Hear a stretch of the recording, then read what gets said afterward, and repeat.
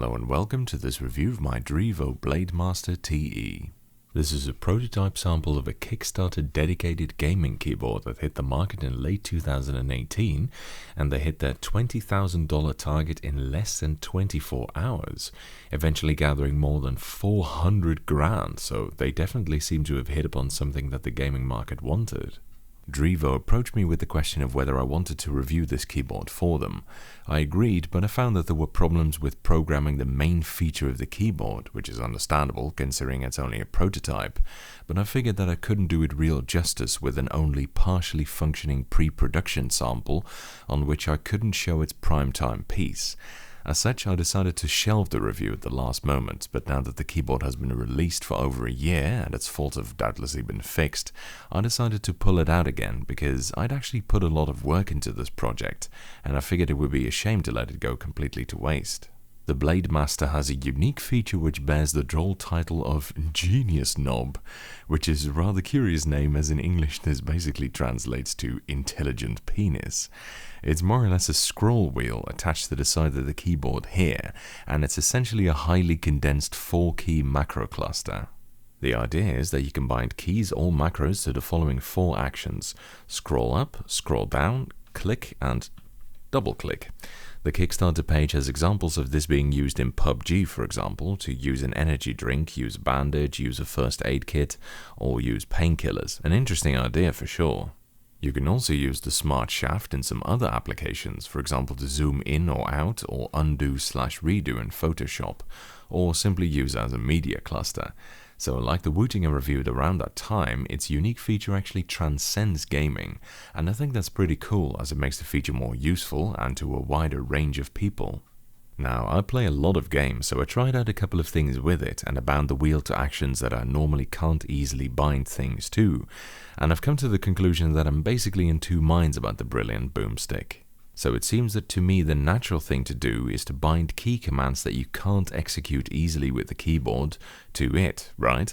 I mean, if the keyboard already does things easily, there's no need for a perceptive pork sword.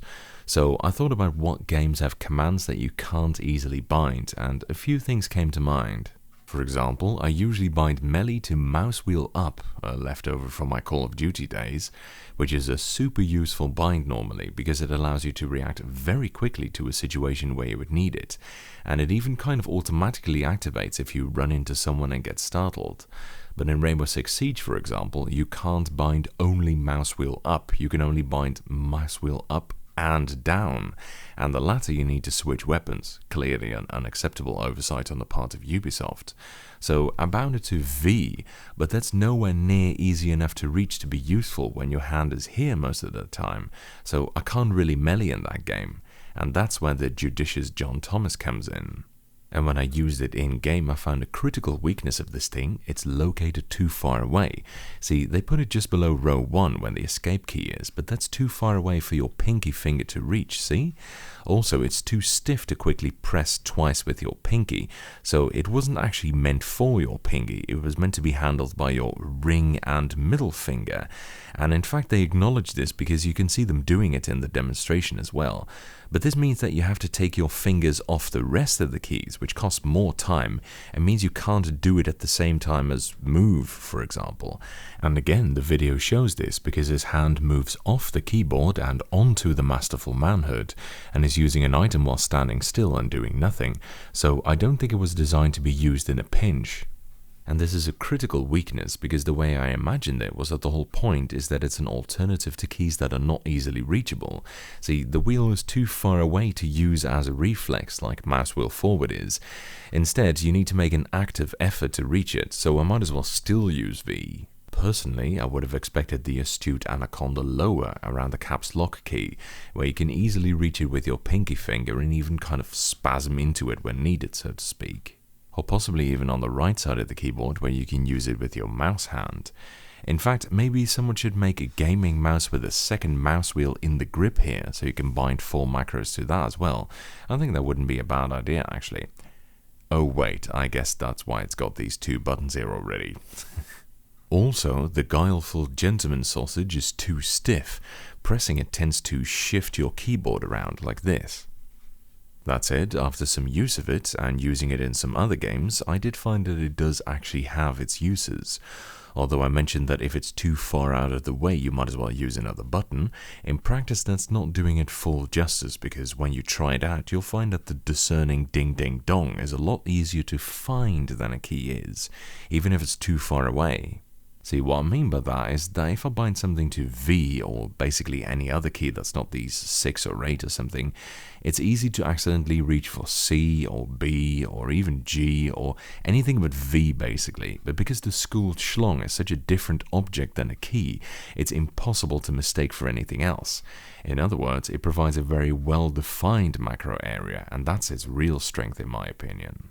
So, concluding the bit about the wise wiener, it's not quite as hot a hotkey as I would have liked, as it's just not ultra fast to reach and can't be used very well at the same time as the WASD cluster, but it's arguably better than just any other random key. I frequently run into control issues in games, and for any function that doesn't require split-second execution, like quick heal in Killing Floor or whatever, it's very well suited actually. It saves your preferences keyboard side as well in a cloud apparently, and you can make several profiles for different games. It even detects which game you're playing and auto switches between the profiles as required. The Kickstarter page furthermore has a list of features so nauseatingly long that it's making my head spin. I mean, they even put flip-out feet and rubber pads in there as if to make a point about how many features they have. But many are for the more expensive Pro model, while this is the Economy TE model. Among the more notable differences between the two versions is that the Pro model is wireless, whereas this one is wired, and the Pro model uses Cherry MX switches, while the TE one uses Gaterons. Which segues us nicely into the switches. Basically, Gaterons are a Chinese clone switch of Cherry MX. Originally, they got a good amount of praise because of their new molds, which produce much smoother switches than Cherry's old worn-out ones. But nowadays, Cherry MX and most of its clones are pretty close to each other, to be honest. They're all extremely similar anyway. The TE model is available with blue, black, brown and red Gaterons, and the Pro model the same except with Cherry MX. I asked them if they did a version with Gateron yellows, which I suspected I might actually like, but unfortunately they didn't. So instead, they sent me a model with Gateron brown. They definitely feel like a clone of Cherry MX brown because they're light and virtually devoid of any tactility except a slight graininess somewhere in the key travel, which feels more like an oversight than a conscious design choice, but hey, whatever man, your mileage may vary. If you like them, good for you. Much of the rest of the keyboard is pretty standard: laser-ablated ABS keycaps, N-key rollover, 1000Hz polling rate, 10 keyless layout, floating switch design, OK build quality, 16.8 million colors, etc. But one thing I do have to spend a bit more time on is lighting, because holy smokes Batman, it's as if disco is back. It's got a 360-degree lighting system via this light ribbon here, and Jesus Christ, in a lap dancing club, this might be the most ostentatious display I've seen yet, more so than even the Apex Pro. If you're the sort of person who has their whiskey on the RGB rocks, yes, they exist, and I'm ashamed to admit I actually kind of like them, then the Blademaster will give you quite the show. Interestingly, some keys are out of sync with the rest of the backlighting, most notably the N key. It's really weird, I'm not sure what causes this, but again, it's only a prototype. On a slightly more practical note, there is also an option to customize the layout via a set of dip switches located at the back of the board. The first one switches caps lock and control round, which should be a popular feature with a fair few of my Linux-based viewers.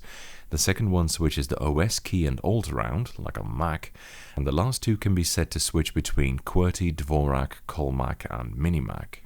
It costs $69 on Kickstarter or $89 at retail, which is kind of medium budget, and to be honest, you're actually getting a reasonable amount of things for it. Compared to premium brands, you're getting basically all the features most gaming keyboards offer, as well as Russell the Enlightened Love Muscle, which is a unique feature that can be very useful for some games and certain applications.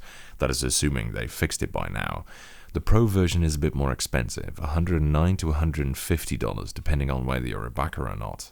That's it for this review. Thank you for watching, I hope you enjoyed it, and following is a typing demonstration of me typing on this keyboard.